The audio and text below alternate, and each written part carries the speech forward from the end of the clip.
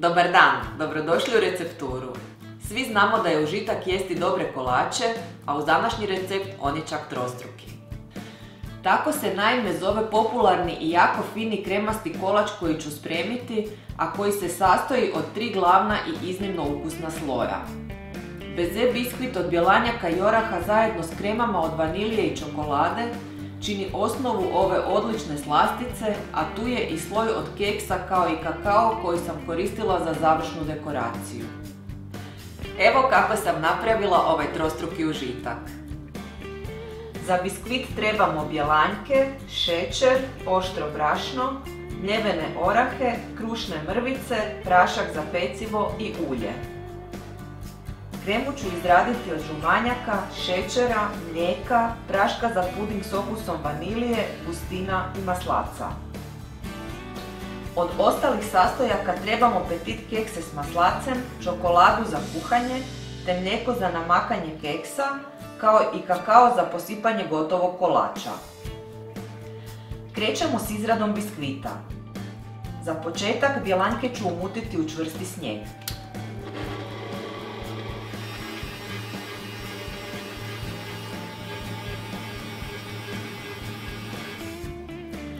Zatim dodajem šećer koji ću također umutiti. Ubacit ću i brašno i kratko sve promiješati.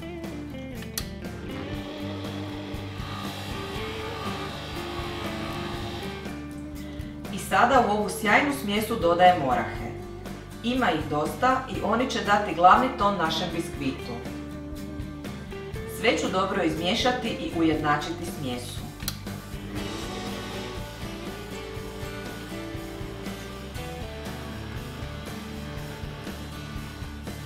U smjesu ću za kraj staviti i prašak za pecivo, krušne mrvice i ulje. I sve ću dobro završno izmiješati.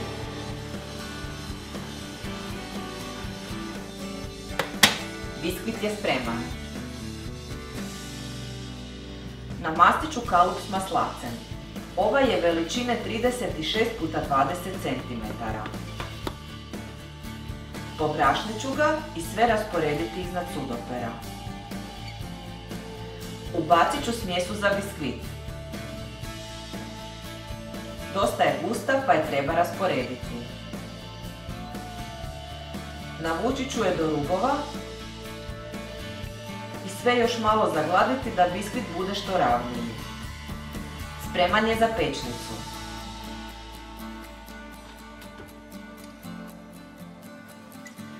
Biskvit se peče 20 minuta u zagrijanoj pećnici na 180 stupnjeva. Pećnica je odzvonila. Provjerit ću biskvit sa čačkalicom. Savršeno je pečen. Ostavljam biskvit da se ohladi na sobnu temperaturu. Vrijeme je za izradu kreme. Prvo ću ubaciti žumanjke, dodati šećer i pjenasto ih umutiti.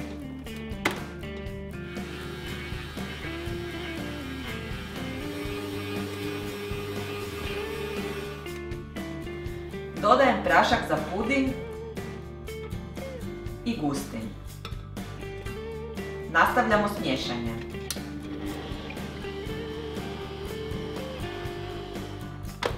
Evo, sve se dobro izmiješalo. Sada se prebacujemo na štednjak. Ulit ću mlijeko u posudu i u nju također isipati žutu smjesu za kremu. Sve treba zagrijati do vrenja uz neprekidno miješanje. Ovi komadići kreme uskoro će se otopiti. Evo, smjesa postaje ravnomjerna. Krema je sada postala gušća, pa ću uzeti pjenjaču za nastavak miješanja. U ovoj fazi kremu morate miješati vrlo energično jer se brzo zgušnjava. Krema se dovoljno zgusnula i mičem je s vatre da se ohladi na sobnu temperaturu. Krema se ohladila i nastavljamo izradu. Narezat ću maslac i ubaciti ga u posudu i sada ću ga pijenasto izraditi.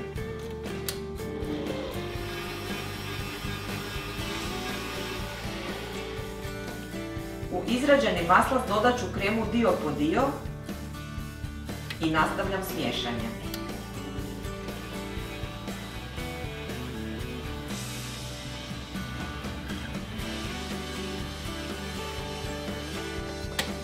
Sve se dobro izjednačilo. Natrgat ću i otopiti čokoladu za kuhanje. Miješam sve cijelo vrijeme da se bolje otopi. Mičem sa vatre i čokolada je spremna. Kremu ću razdvojiti na 2 jednaka dijela. Isipat ću je u posudu i nakon toga u ovu polovicu kreme dodati otopljenu čokoladu. Na ovaj način jednostavno ćemo dobiti 2 različite kreme za naš kolač. Dobro ću izmiješati kremu i čokoladu.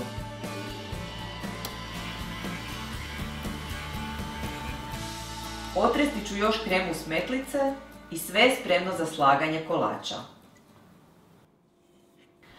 Prvo ću na biskvit isipati žutu kremu. Navući ću je do rubova i lijepo zagladiti. Prvi sloj kreme je gotov. Na redu su keksi. Umočit ću ih u mlijeko kako bi postali mekši i poredati ih po kolaču.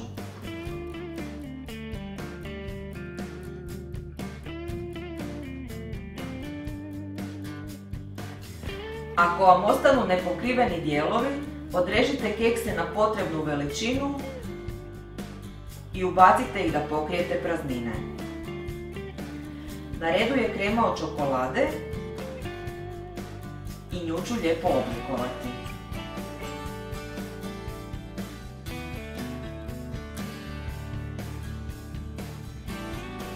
Svi slojevi su gotovi i kolač ide na hlađenje u frižider barem 3 sata, a najbolje preko noći.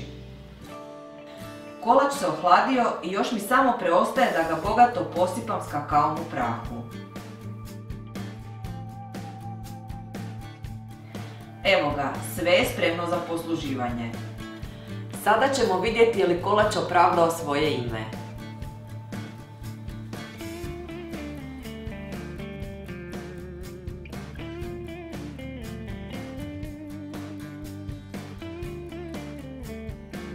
O da, ovo stvarno vrijedi napraviti. Očekivanja su bila velika, a ovaj kolač ih je bez problema ispunio. Ako volite kremaste kolače, ovo je kolač koji obavezno morate probati. 2 ukusne kreme od vanilije i čokolade fantastično se slažu, a beze biskvit cijeloj slastici daje dozu elegancije i profinjenosti. Keksi i kakao detalji su koji se stapaju u skladnu cjelinu, a sve zajedno daje vrhunski kolač koji će vam sigurno postati jedan od omiljenih. Ako vam se svidio ovaj recept, lajkajte ga, šerajte i besplatno se prijavite na naš kanal. Ostavite i svoj komentar te posjetite i našu web stranicu. Bye!